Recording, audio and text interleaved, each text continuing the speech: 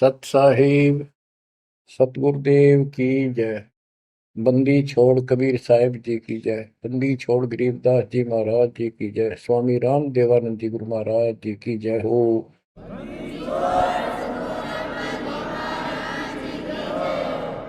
सर्व संतों की जय, सर्व भक्तों की जय, धर्मी पुरुषों की जय। श्री काशी धाम की जय, श्री सुडानी धाम की जय, श्री क्रोथा धाम की जय, श्री बरवाड़ा धाम की जय।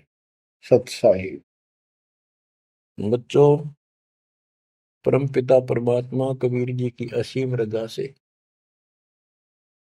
आप परमात्मा की महिमा सुन रहे हो, अमर कथा सुन रहे हो, सत्यनारायण कथा सुन रहे हो।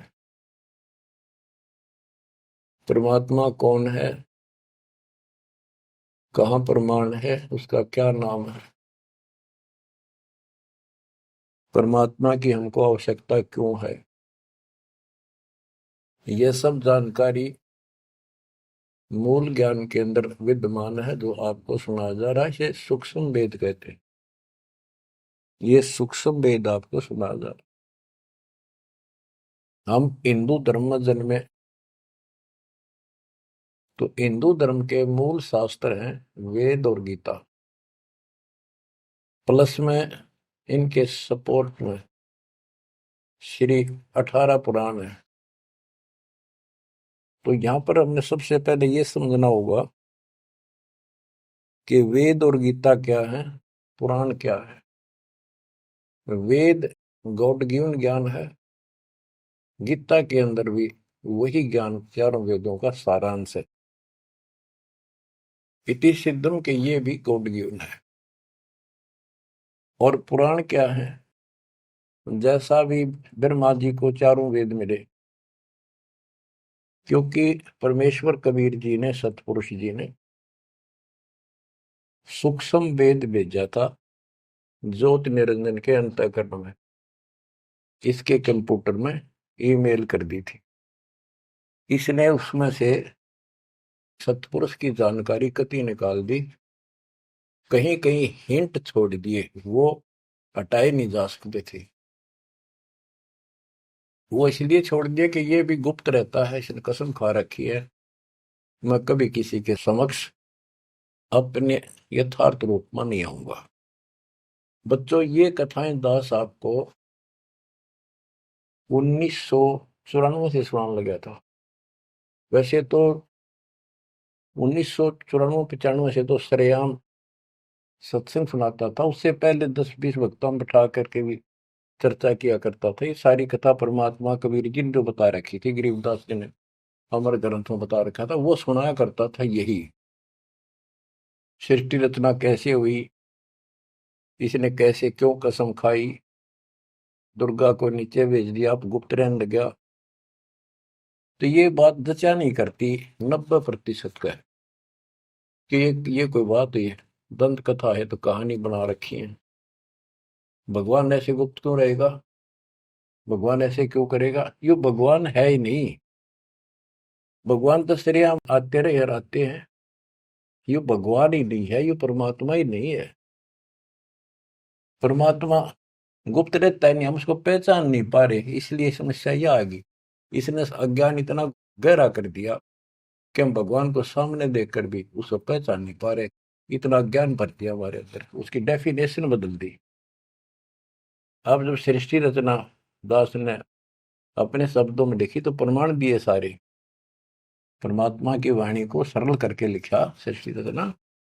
तो गीता गए 7 श्लोक 24 में और 25 में ये खुद कहता है गीता बोलने वाला कि मैं कभी किसी के समक्ष नहीं आता अपने रूप में, मनुष्य रूप में।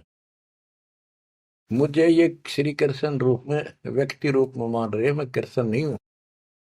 मेरा ये अटल संविधान है, अनुत्तम सिद्धांत है कि मैं कभी किसी के समक्ष प्रत्यक्ष प्रकट नहीं होता, अपनी योग माया से छुपा रहता हूं। जब ये प्रमाण उन भक्तों को दिखाए जो कभी यहां भरे थे, कभी डांटे थे, ये कैसे हो सकता है, उनकी आंखें फटी की फटी रहेगी।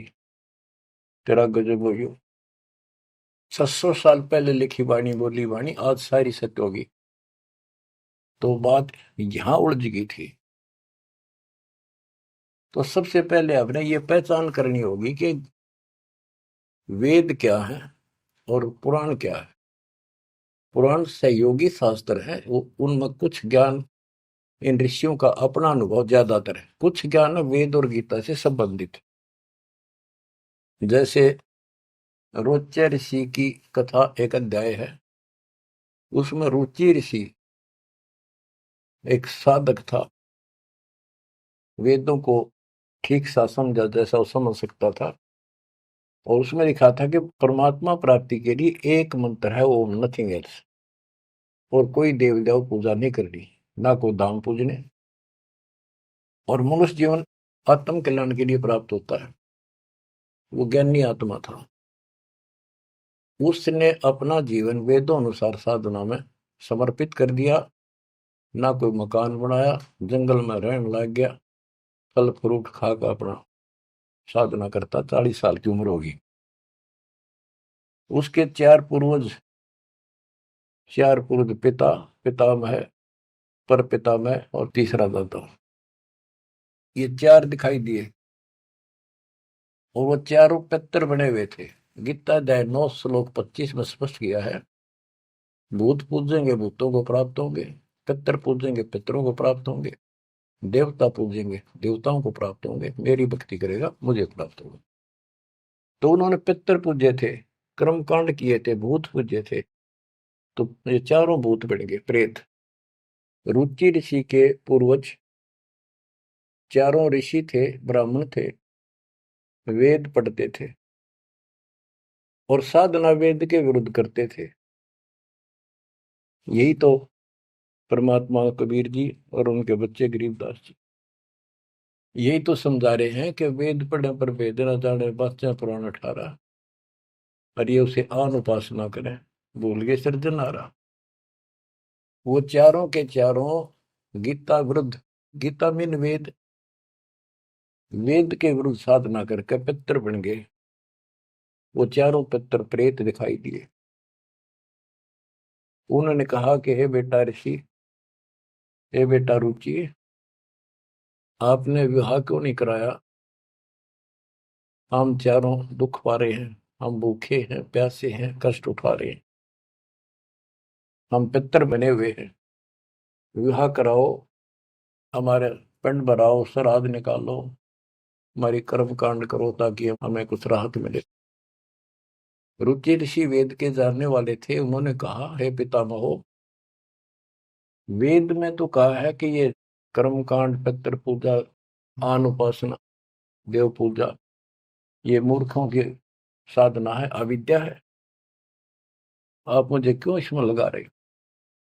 वो चारों ऋषि कहते हैं ब्राह्मण के बेटा बिल्कुल सही है, वेद में कर्म कांड को अविद्या ही लिखा है, और बच्चे तू जिस मार्ग पर लगा है ये मोक्ष मार्ग है, और देखो हम दुख पा रहे हैं, हमारा कर्म कांड कर, हमारा छुटकारा करा। फिर बताते हैं पितर ये दे देंगे, पितर ये दे देते, पितर खाक दे देते, आप भूखे मरे। मार्कंडे पुराण से रोच्य ऋषि की उत्पत्ति कथा, ये अध्याय है, चैप्टर है। तो उन पितर, आप तो नरक में पड़े ही थे, वो शास्त्र अनुसार शास्त्रों में वर्णित साधना कर रहा था, रुचि ऋषि को और फंसा लिया अपने जाल में। अब ये मोह भी एक काल का जाल है, मन में आई ते पिताजी दुख पारे, दादाजी दुख पारे, परदादा, तीसरा दादा। तो उसने कहा ठीक है पितर में हो, मैं 40 साल की उम्र होगी, कौन मेरा ब्याह करेगा? पितर बोले ये हो जाएगा, तू ऐसे तप कर ले। उसने तप करा, फिर ब्याह हुआ, फिर उठ के पितरों के पितर पूजा करी। आप भी पितर बना, रुचि ऋषि भी पितर बना, और आप भी पितर बने रहे थे।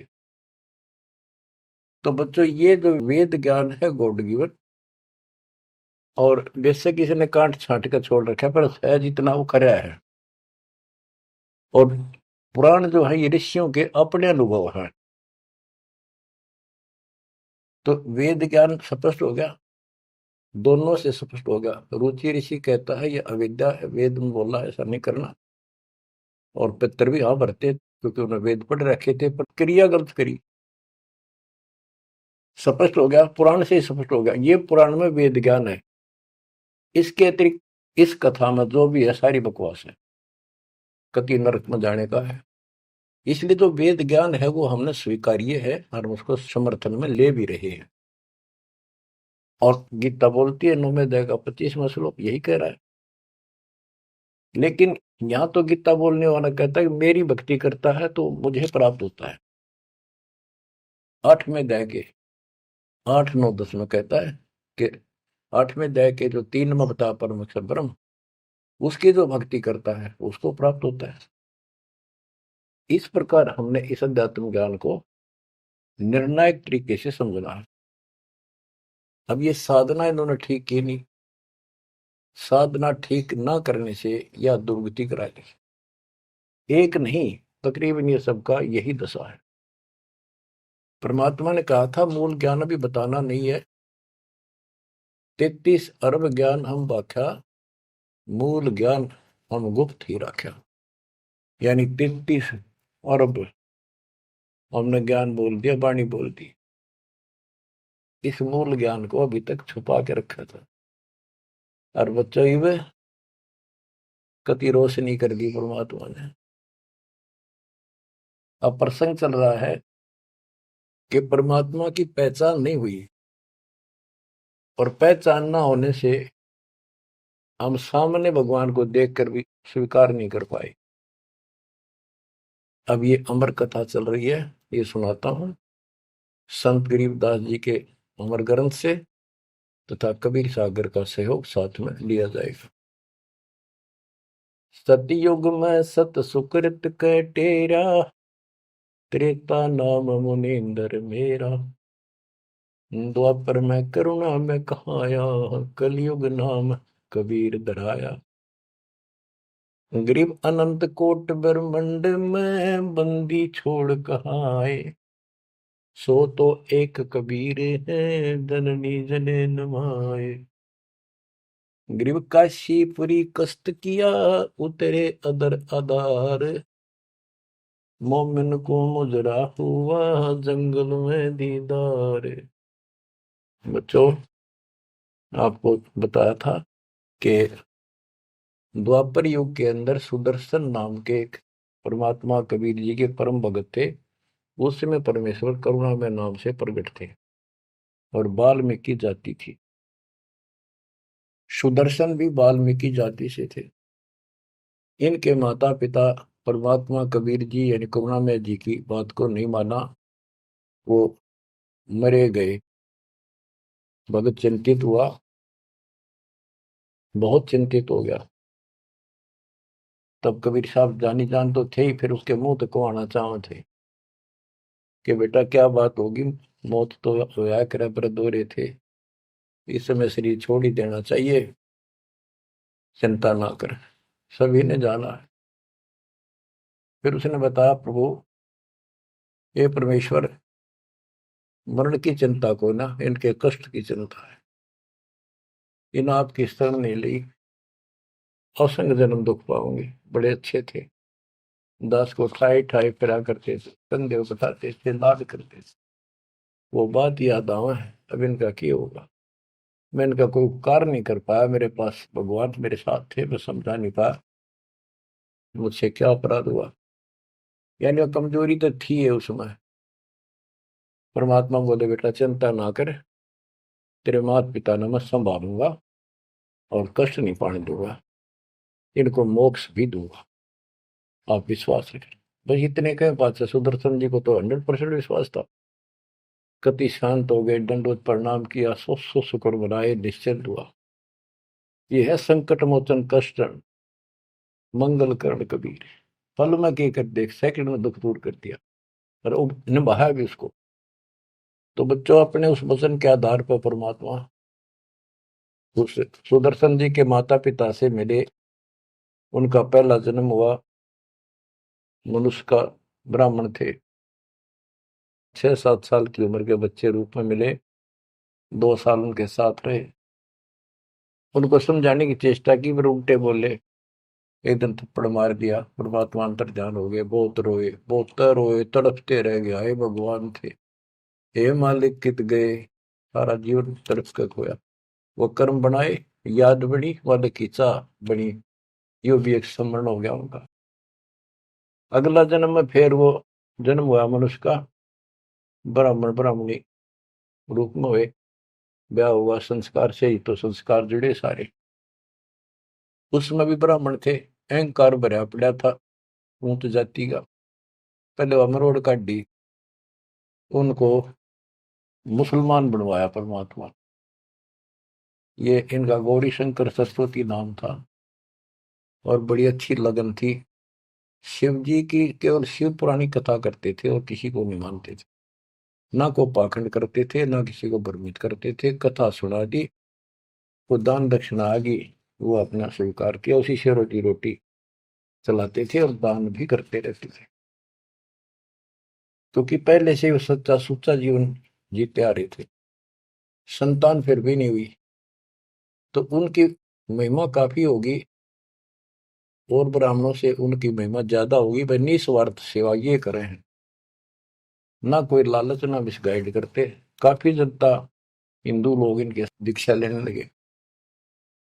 मुसलमानों को टेंशन यह होगी कि ये हिंदू धर्म का ज्यादा प्रचार कर रहा है, और जो कर्मकांडी पंडित थे उनको ये टेंशन होगी कि इसने हमारी रोजी रोटी बंद कर दी। वो उससे ईर्षा रखते थे और औरों को मिसगाइड करते थे, झूठ बोले क्या करेगा, ना कोई क्रिया बताता, ना कोई धर्म कर्म बताता, कथा सुना देता, इससे क्या होने का है। मुसलमानों को पता था कि सारा ब्राह्मण समाज इनसे दूर है, इनका कोई साथी नहीं, और ये हिंदू धर्म का प्रचार ज्यादा कर रहा है। उसको एक दिन जाके 10 माता ने जबरदस्ती अपना पानी पिला दिया, उसके सारे मकान में छिड़क दिया। लोग पूछना भाई कैसे आ रहे हो, क्या हो गया, भाई इसने मुसलमान धर्म स्वीकार कर लिया। वह बात आगे की तरफ फैल गई सारी काशी ब्राह्मणों में।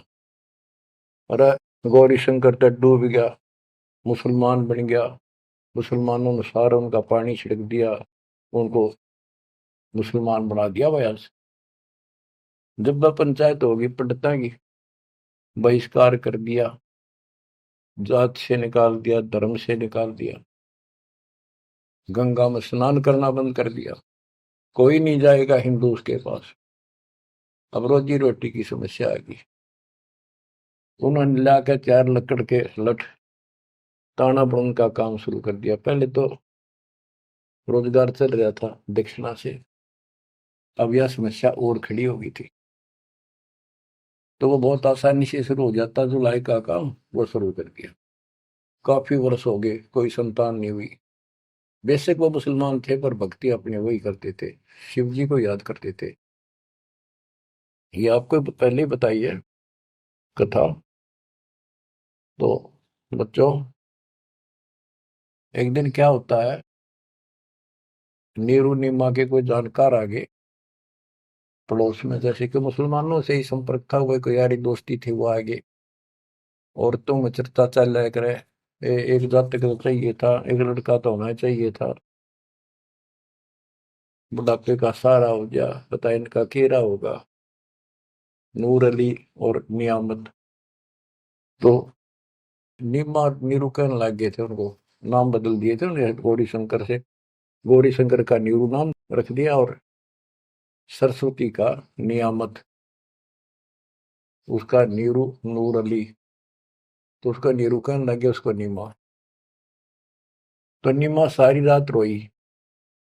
सुबह वो स्नान करने जाते थे एक लहर तारा तालाब, जिसमें गंगा का पानी लहरों के द्वारा, घाट सा था, गौ घाट से उसे मिट्टी कट जाती है, वो बहुत नीचा किनारा बन जाता है, उस पर से पानी उछल उछल का आकर एक तालाब भरा था, उसको लहर तारा तालाब बोलते हैं। वो आज भी विद्यमान है, लेकिन उसमें पानी अब गंगा का नहीं आता, परिस्थिति बदल जाती है। उसमें बहुत सुंदर मनोरम दृश्य था वहां का, स्वच्छ जल गंगा का भरा ही रहता था, कमल के फूल विकसित थे, आसपास बहुत सुंदर पेड़, हरे भरे छायादार वृक्ष भी लगे हुए थे। वो उनकी कुटिया से लगभग 1.5-2 किलोमीटर दूर था। 3 किलोमीटर, एक कोस 3 किलोमीटर का होता है।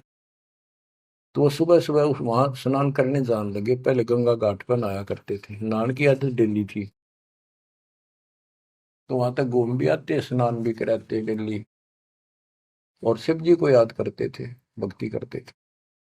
निम्मा रो रही थी रास्ते में, बुरी तरह रोती जाती, हे शिव जी भगवान, एक बच्चा हमें भी दे देते बेटा, हमारा भी टाइम पास हो जाता, आपके घर में क्या कभी। फूट फूट कर रो रही थी, चल रही थी। नीरू बोला, निम्मा क्यों आंख खराब कर रही है अपने, ये सारा दिन रोड पर लग रही है, बता बीच में भूल पुलिस ही फिर शुरू होगी। भगवान ने देना होता दे ही देते हो, पर कितनी होती है। कुछ तो जो भगवान करे ठीक ही है। वह रो ही रही थी, मान नहीं रही थी, फिर भी जैसे तैसे पहुंच गए स्नान स्थान तक। लहर तारा तालाब पर पहुंचे, फिर ये निम्मा नहा ली, बाहर आ गई। फिर नीरू स्नान करने गया। निम्मा जो कपड़ा बांध कर नहाई थी, दोबारा उसको धोने के लिए गई, कपड़े चेंज करके। वो ब्रह्म मुहूर्त का समय था, सुबह सुबह 1.5 घंटा पहले सूर्य उदय से। तो उस समय पहले अंधेरा दिखता है, तुरंत ही कुछ देर बाद एकदम रोशनी सी, साफ हो जाता है अंधेरा, रोशनी दिखने लग जाती है।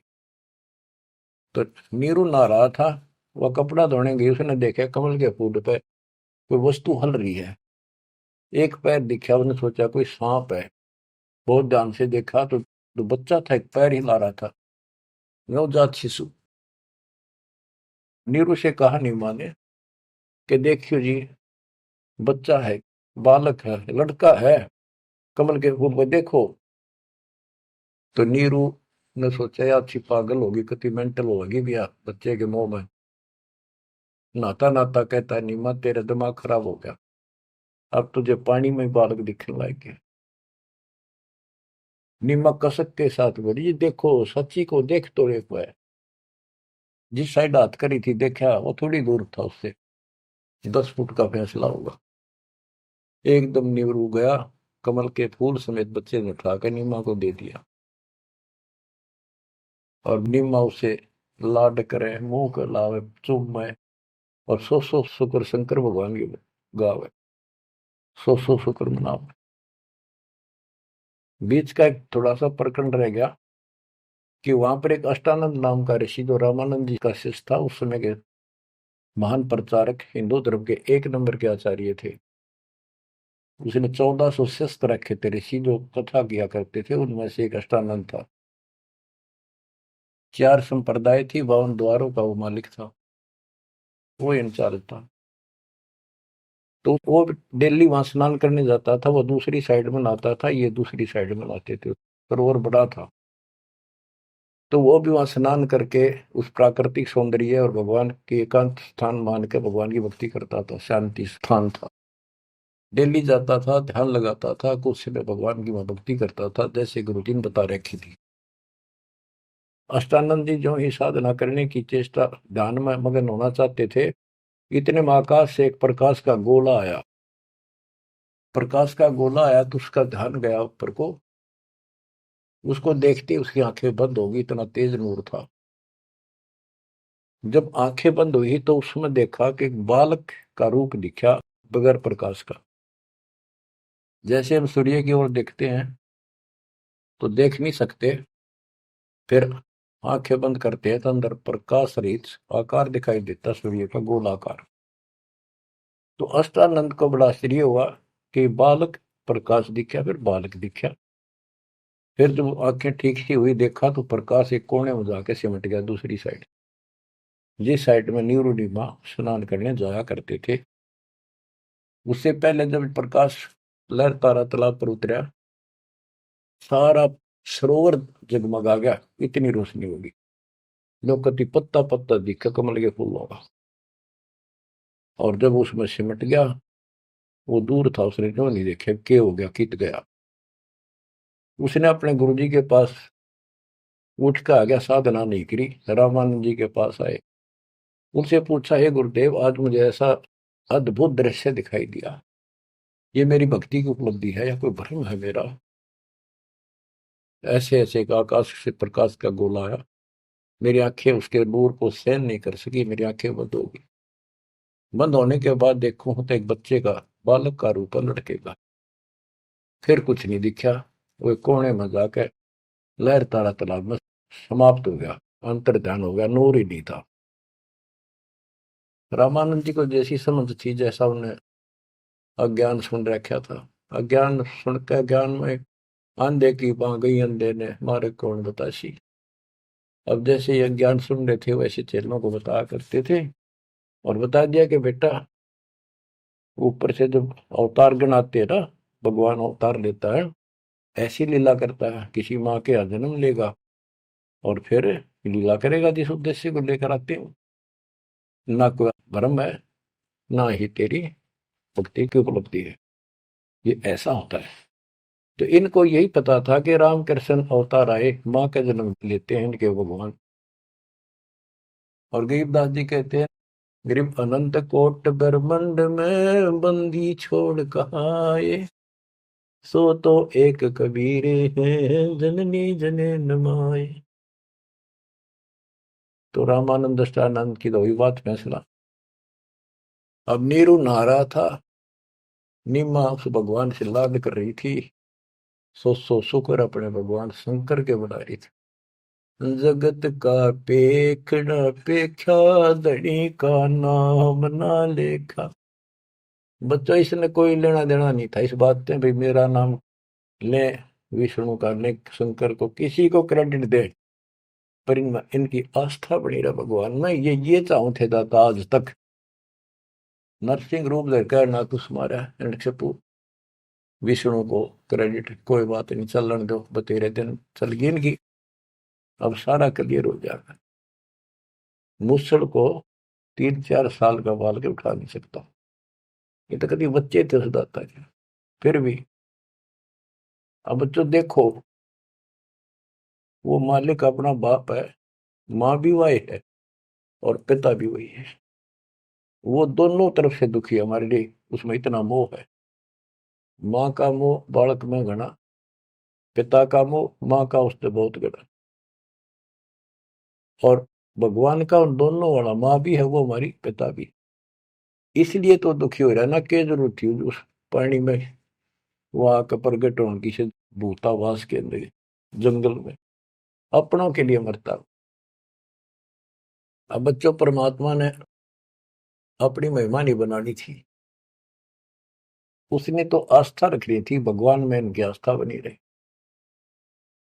बच्चों, अब हमें ज्ञान हो गया कि वो भगवान है जिसको नीमा सीने का लगाए खड़ी थी, लाड कर रही थी, प्यार कर रही थी। उस समय उसके शरीर की स्थिति कैसी होगी। गीता अध्याय 18 श्लोक 62 में कहा है कि उस परमेश्वर की शरण में जा तू, उसकी कृपा से तू परम शांति को और सनातन परम धाम को प्राप्त होगा। वो सुख सागर है और वो असंग ब्रह्मांड का स्वामी। अरे गोदी में कितनी पुण्यात्मा है वो बच्चों, हिसाब लगाओ। उस मालिक का नाम लेने से कितनी खुशी होती है, शरीर में अलग से एक लहर दौड़ती है। और वो बहन उसको छीनने से लगा रही, मुंह चूमे, लाड करे। कितना मोह हो गया, सो सको रे शंकर भगवान, हे भोलेनाथ, बड़ी दया करी। इतने में नीरू स्नान करके आ जाता है। उसको लोक लाज के हिसाब से उसने विचार किया अपने मन में, और वो नीमा के सामने व्यक्त किया कि नीमा, हम इस बच्चे को लेकर घर नहीं चलेंगे, क्योंकि समाज के लोग ये कहेंगे ये किसी का चुरा लाए, ये कहेंगे इसके माता पिता, बताओ वहां छोड़ के आवांगे, हम बतावा कितने, हम कहेंगे कमल के फूल पे, वो मानने नहीं। यह सारी बात उल्टी हो जाएगी। अब तक पहले तो मुसलमान बने, अब इनसे भी निकाल दिया जाएंगे, हमें काशी से निकाल देगा राजा कि तुम बच्चे चुराते करते हो। नीमा बोली, जी कुछ भी कहो, मैं इस बच्चे बिना जी नहीं सकती। पता नहीं इसने कैसे मोहित कर लिया मेरे को। मैं प्राण छोड़ सकती हूँ, मैं देश निकाला ले लूंगी, देश काम छोड़ दूंगी पर बालक नहीं छोड़। निम्मा का अटल फैसला सुन कर नीरू को जिंदगी में पहली बार दुख हुआ कि अकती जिद्दी होगी, मैं इसकी सारी मानता हूँ या एक भी नहीं मानती मेरी, और कितना दुख हो जाएगा कि तो जावांगे बर्दोस्ता 60 साल की उम्र होगी, कहाँ टूक मांग कर खावांगे, क्या करेंगे, सोच आर ला इसने।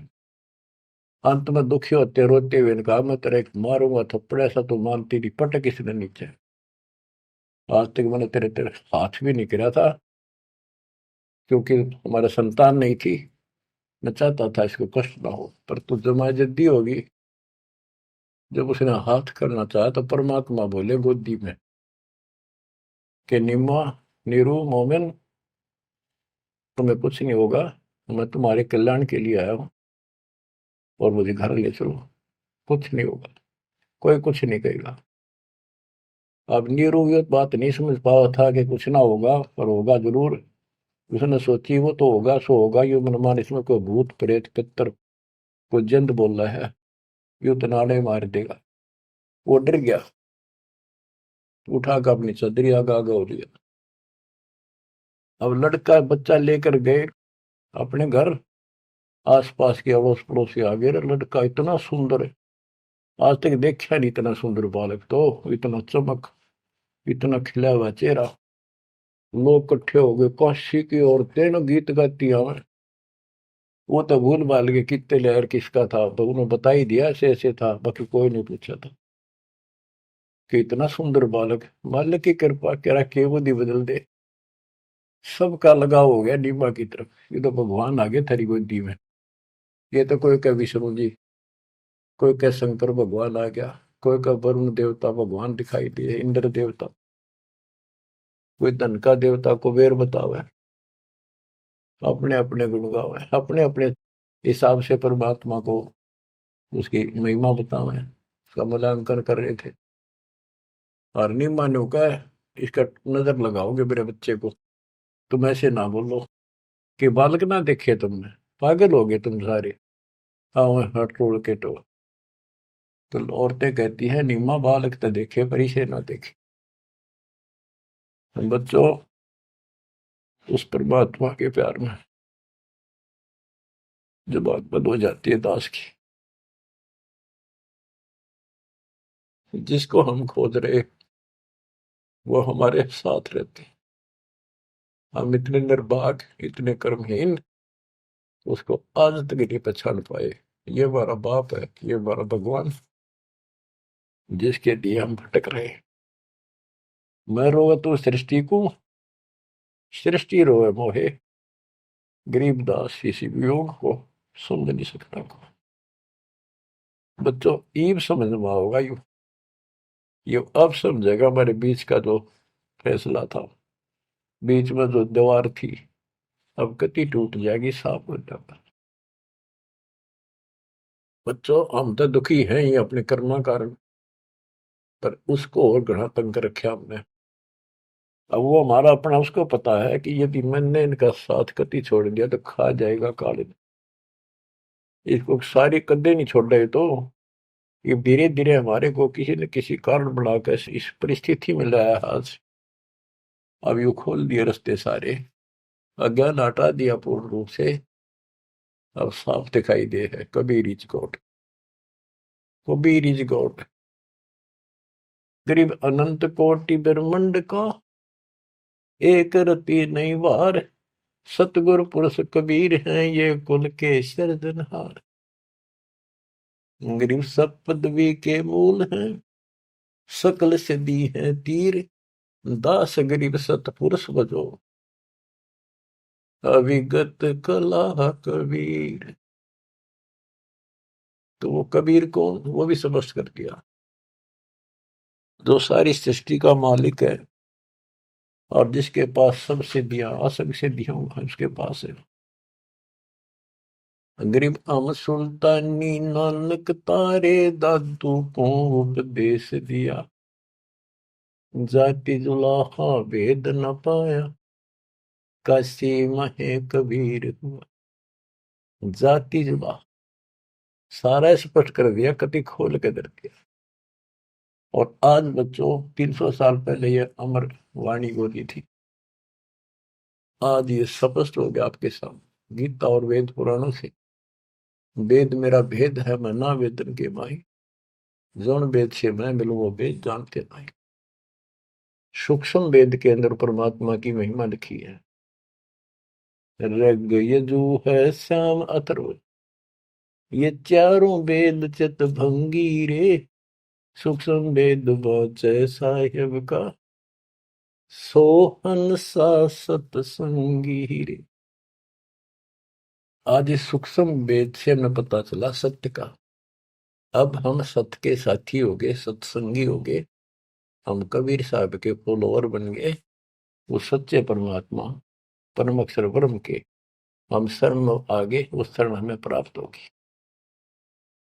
अब ये अमर वाणी भी सुनाऊंगा आपको, क्योंकि इन वाणियों का और अलग से चोट लग गया छाती में, आत्मा पे, क्योंकि ये तो सौसिद्ध वाणी है। ये तो मंत्र का काम करते हैं। जैसे गारुड़ मंत्र बोला करते, उसने एक मंत्र 5-4 लाइन होती, 2-3, उन्हें सिद्ध कर लिया करके 1000 लाख बार जाप करके विष उतारा करते गारुड़।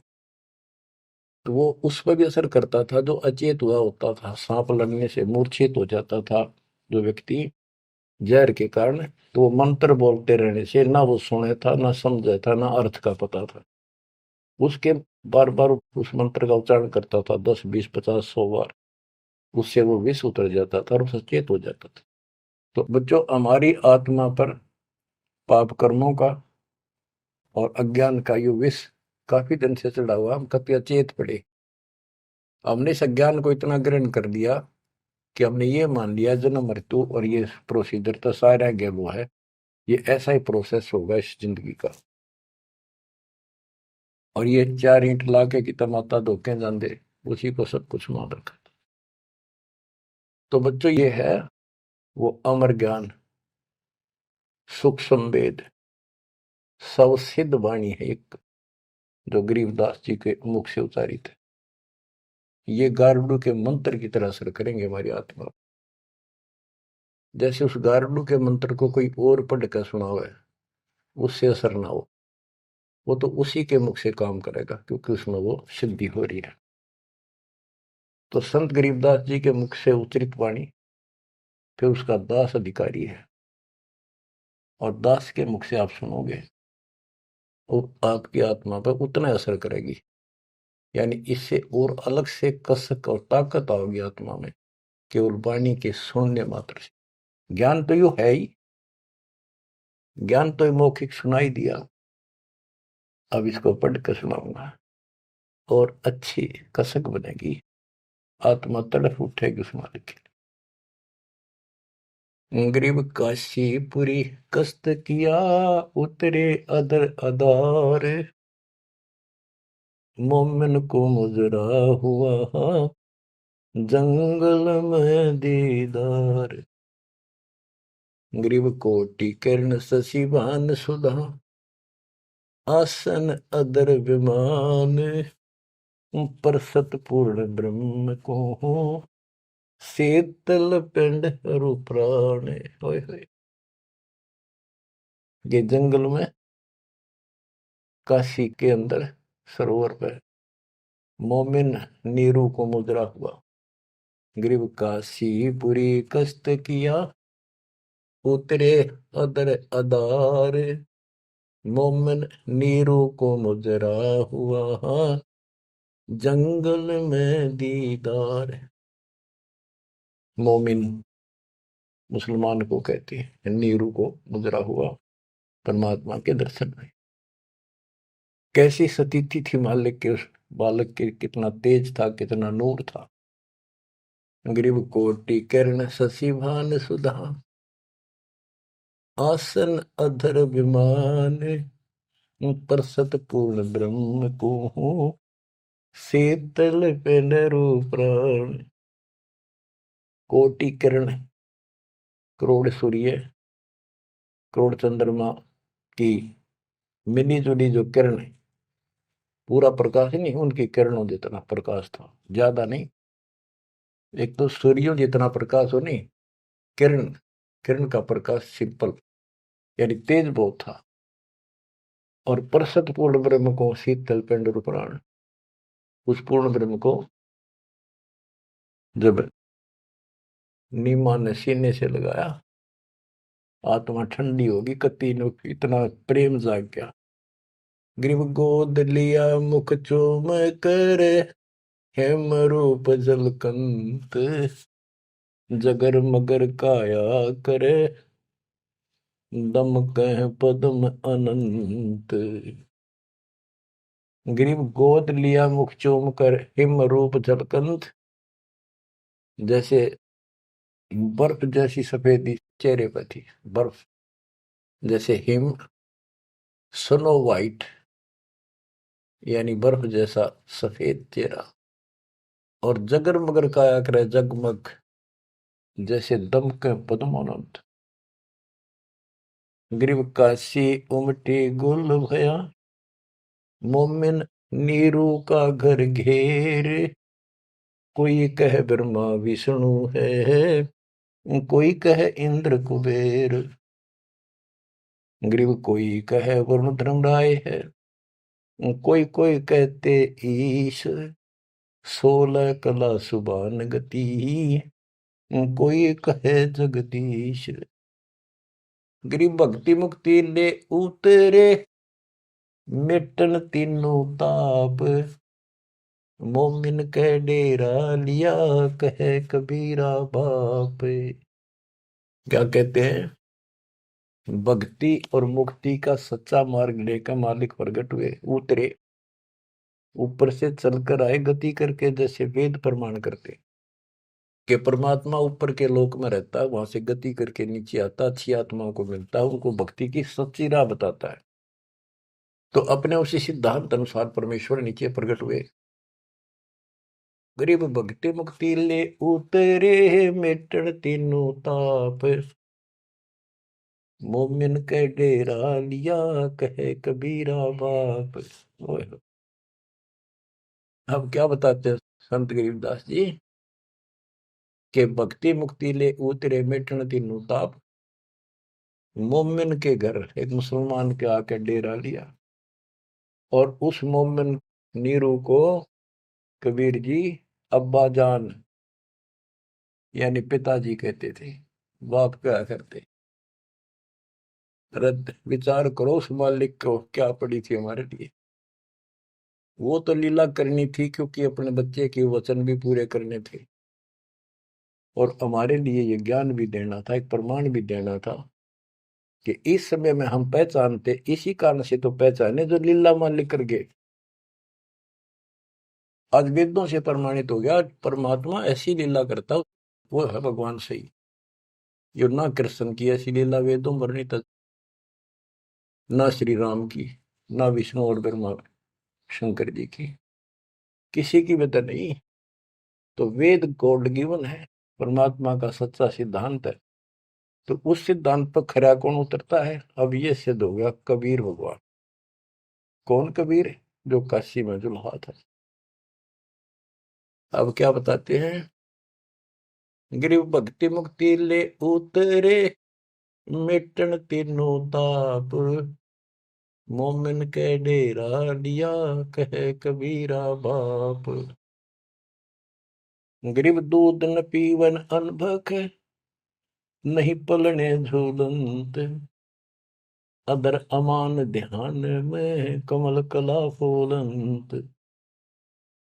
ना दूध पीवे, ना पानी पीवे, ना कुछ खावे, और मालिक ऐसा दिखे जैसे इसके दिमाग कहीं और ही जा रहा है। अब बच्चों, अब और भी टिप्पणी करनी है, बहुत गणे आगे। कोई कहे छल ईश्वर नहीं, कोई कही छल है, ईश्वर नहीं है। गरीब कोई कहे छल ईश्वर नहीं, कोई के नर कहलाए, कोई कहे गण ईश का, जो जो नीमा मात रिसाए। कोई कुछ कहे, कोई कुछ कह रहा था, अपनी अपनी बुद्धि से मूल्यांकन कर रहे थे। तो जो जो वो बात बनावत थे, निम्मा बहुत दुखी हो रही थी, गुस्से हुए थी, मतलब गावत थी, क्यों पीछा पड़ रही हो मेरे बच्चे का। गरीब काशी में अचरज भया, गई जगत की नींद, ऐसे दुल्हे पुतरे जो कन्यावर बींद। वो सारी सृष्टि का मालिक पृथ्वी पाया, गरीब खलक मुलक देखन गया, राजा प्रजारीत, जम्बू दीप जिहान में उतरे शब्द अतीत। गरीब दुनी कह यो देव है, देव कहते हैं ईश, ईश कहे पर ब्रह्म है, पूर्ण विश्व बीश। अब बच्चों, ना दूध पी रहा था, ना पानी, ना को भोजन, दलिया वलिया घोल कर पिलाओ तो मुंह बंद कर ले। 25 दिन बीत गए। नीमा बहुत बुरी तरह रोने लगी। आखिर होगी कि भी बालक मरेगा और साथ मरूंगी। सारी रात रोई। नीरू ने बहुत समझाई, कोई बात नहीं, भगवान ने दिया है तो लेगा तो क्या करा, इतना क्यों दुख पा रही। परवाह नहीं मानी, कि इसके गेल मरूंगी, अब मैं जीऊंगी नहीं, मैं इस बच्चे बिना जिंदा नहीं रह सकती। नीरू ने अपने मुसलमानों से सारा पूछताछ लिया था, किसी के जंतर मंतर लग गया नहीं। आखिर में उन्होंने सोचा रामानंद जी के पास जाता हूँ, वो बहुत चर्चित हैं, विद्वान है, ब्राह्मण है, कुछ बताओगे जंतर मंतर। उसके पास गया तो उसने सारा बताया कि ऐसे ऐसे हमें जंगल में एक लहरता रहा तालाब में कमल के फूल पे एक बालक मिला, 20-25 दिन पहले। ए ब्राह्मण जी, वो बालक कुछ खाता पीता नहीं, कुछ दया करो, कोई बताओ, विधि बताओ तो जो हम करें, हमारा बच्चा जीवित रहे, कुछ खावे पीवे। रामानंद जी से भी मालिक ने बुलवाया।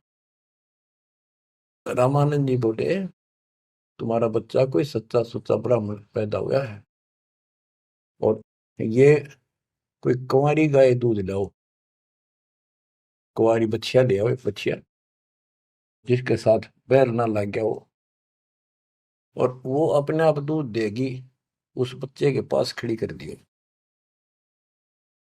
नीरू ने सोचा बकवाद करे है या कोई बात करे, मैं मुसलमान हूं बन गया, इसलिए इसने मेरे को ठीक से जवाब दिया नहीं। तो इस प्रकार वो मन मार के वापस आ रहा था, और उधर से उसने निम्मा का रुदन दिखाई देता, रोए थी।